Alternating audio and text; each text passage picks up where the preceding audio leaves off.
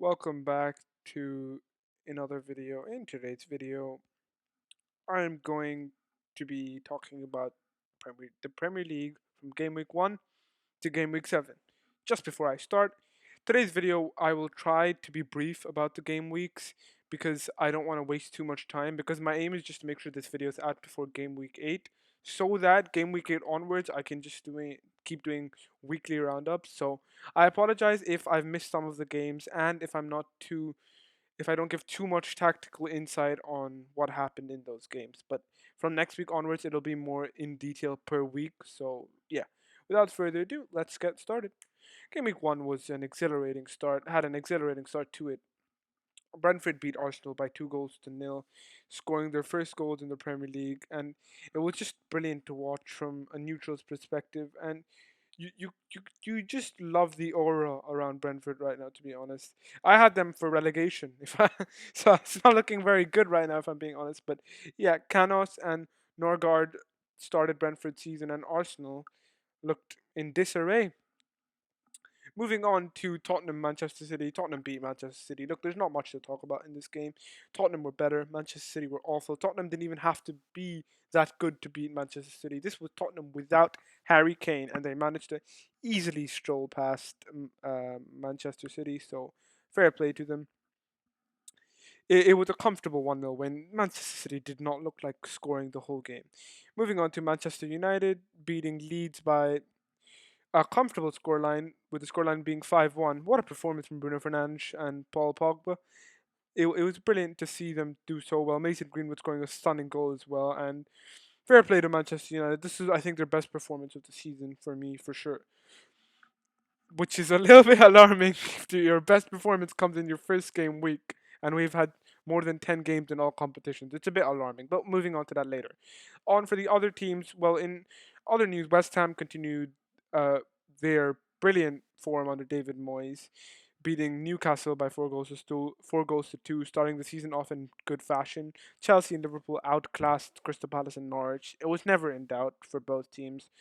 Salah, Firmino, and Jota scored for Chelsea, and Alonso helped kickstart Chelsea's first full Premier League season. And a little bit about Alonso, had been stunning for Chelsea in this early run of the season when Chilwell hasn't been fit or just not been fit really, and him, Pulisic, and heartwarmingly Trevor Chalobah scoring the goals against Crystal Palace. It was very heartwarming to see Chalobah score because he promised his mom in 2016, when she had sadly passed away, that he will make it for her, and I think he has. And fair play to the lad. Moving on to game week 2. Game week 2 was it was much better for Manchester City. They beat Norwich by 5 goals to 0.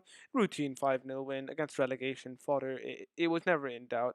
Relegation it was so guaranteed that Manchester City would firstly destroy Norwich, and secondly win. Well, because those A, they go hand in hand, and B, with the Pep Guardiola team, it's very unlikely that once they lose a game and have a poor performance, they come out they come out in the next game doing the same thing. And you could see there were changes, a couple of team changes as well, and they looked back to their brilliant best. However, it was just Norwich, so people were not getting carried away.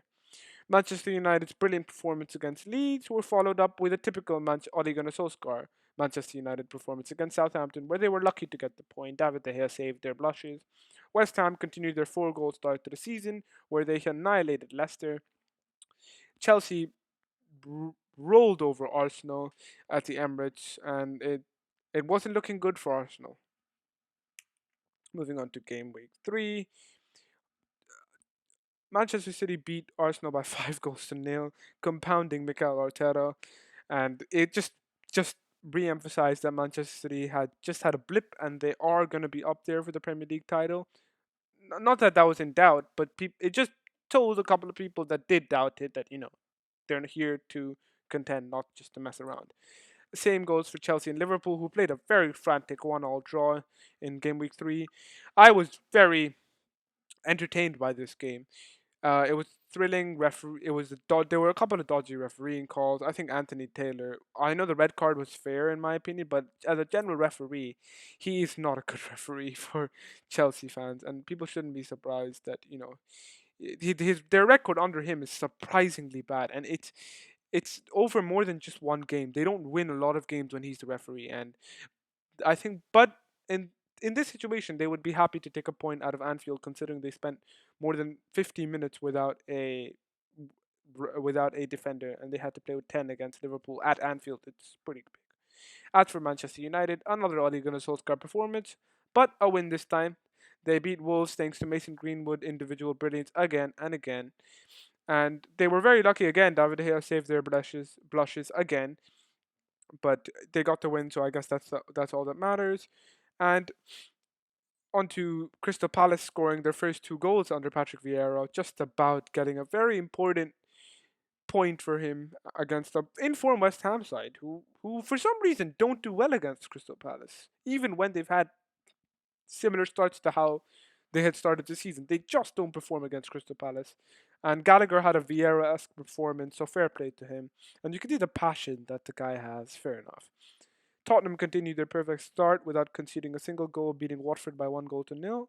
And people were impressed. I wasn't, but obviously people said that there was a hint of jealousy because they beat us. But I knew that Tottenham are Tottenham. Look, it's the history of the Tottenham. They're not going to contend for anything as long as it's Tottenham, you know?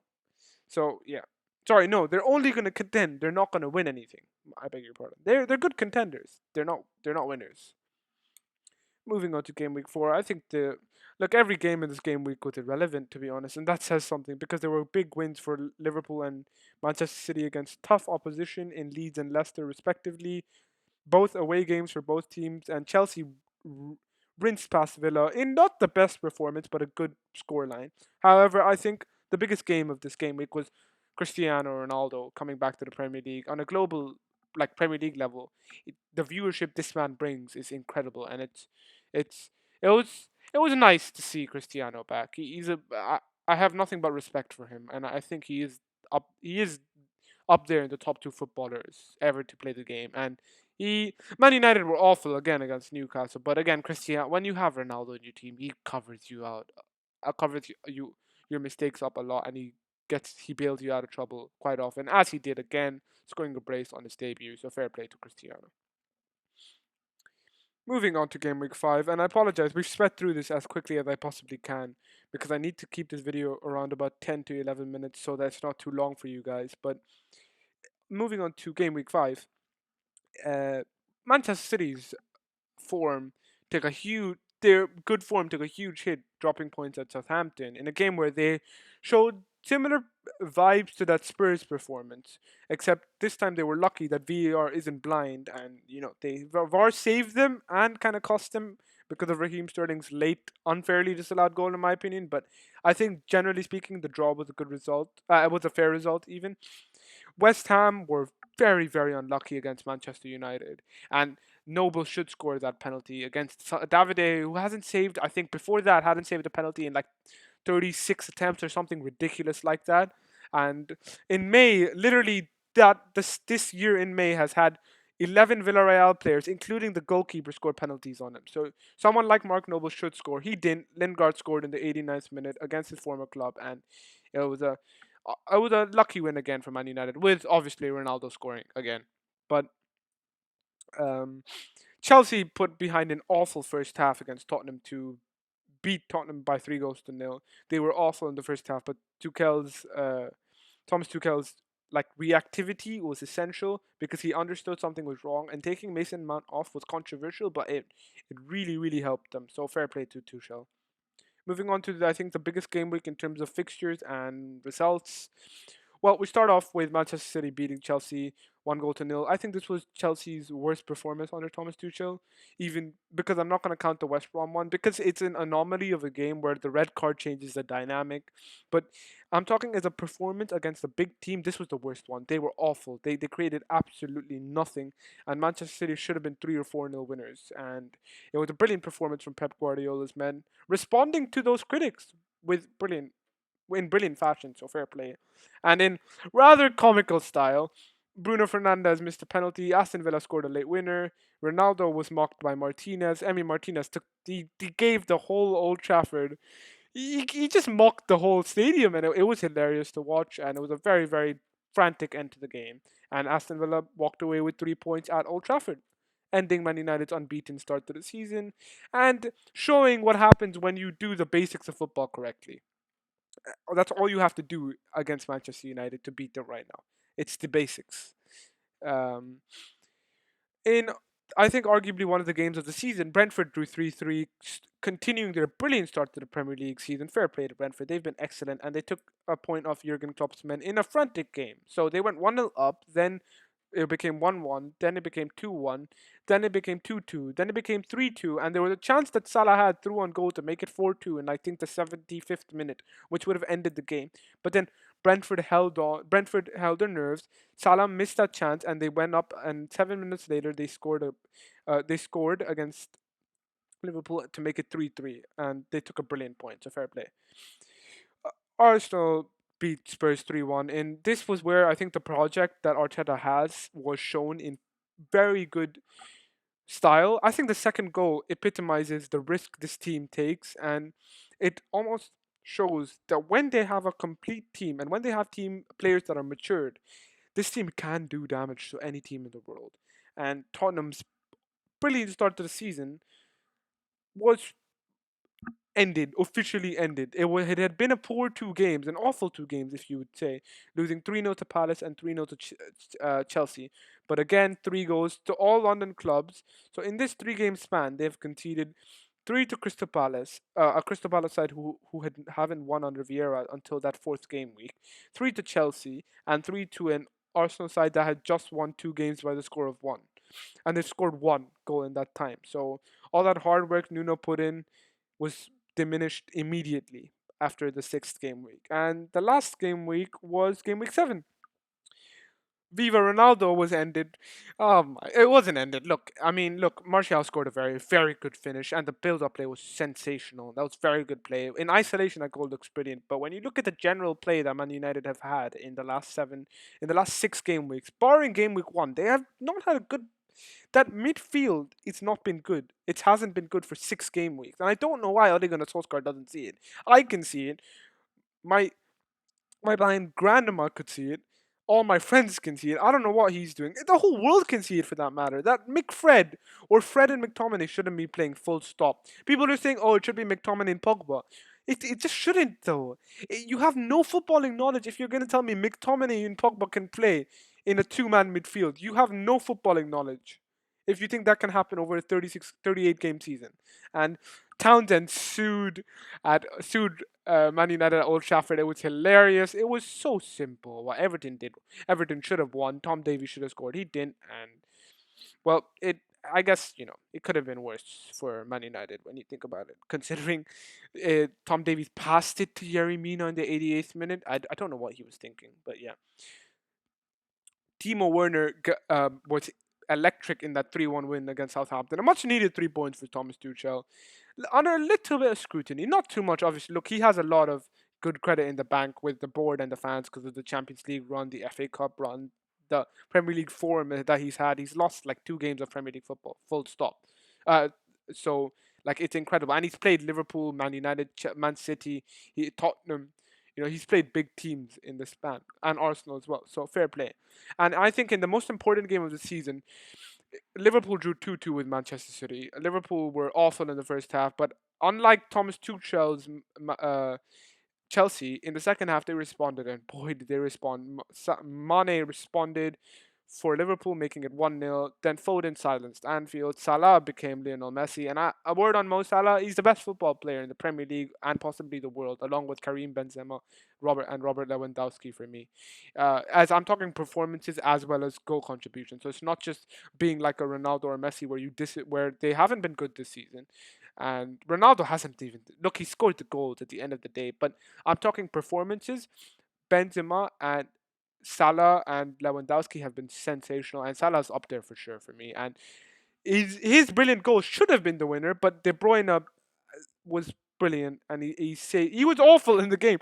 I was actually wondering what's going on because he looked unfit, but that goal, it was very needed, and you could see the emotions were incredibly high. And Pep really knew how important that just getting a draw at Anfield is, and I know how important it is, and he knows how important it is. It is. So this is how the table looks after 7 games. Look, I won't waste too much time because we're almost on the 15 and a half minute mark. But just to keep it frank, it's been an exhilarating start to the season. I've been enthralled by all the games I've watched, and I've watched a lot of Premier League football right now. But I think one team that is getting away is Manchester United. And look, at the end of the day, they're not contending for the league with Ole Gunnar Solskjaer. Their fans know it, I know it, and people will say they have the same amount of points as Manchester City. If you only think points is everything and not the games they've played, you shouldn't be watching football. Look at Man United's games. They've played every team they've played is below the top 8. They haven't played any of the top 8 teams right now in the Premier League. Doesn't that tell you everything you need to know? They've played West Ham and Aston Villa. In one of those games, Aston Villa, they lost at Old Trafford. West Ham, they were incredibly lucky. They've played Southampton, they drew. Wolves, they scraped past. Newcastle, the whole Ronaldo situation won them the game. They have, and the Leeds won as well. They're beating relegation fodder, and people are telling me that relegation candidates even, and people are telling me that they should be winning the league. They're not winning the league. This Ole Gunnar Solskjaer is a Norwegian PE teacher who can occasionally pull a good run of form, and that's about it. Look, what he's done for the club is immense, but as a Manchester United manager, Jose Mourinho has them contending for this league. I'm sorry, he does. It's a fact. You would not see Jose Mourinho bench Cristiano Ronaldo. You wouldn't see it happen. And you wouldn't see him draw to Everton with Cristiano, Bruno, Sancho, Varane, all these players. You just wouldn't see it happen. So, fair play. So, fair play to what he did. And Ole Gunnar Solskjaer, your time is... You're on thin ice, bro. You'll be out of a job soon. Give it 2 months tops. He's going to be out of a job. So yeah, thank you guys for watching. I hope you enjoyed. Sorry this video wasn't too tactically filled with tactical knowledge about these games and the general more in depth about the games. But I just wanted to make sure this one gets out. So yeah, thank you guys for watching. I hope you enjoy and stay tuned for the weekly Premier League videos and the weekly Champions League videos. Both of which the weekly Champions League video will be coming on Thursday morning because the Champions League ends on Wednesday night. So yeah, thank you guys for watching. I hope you enjoyed, and peace out.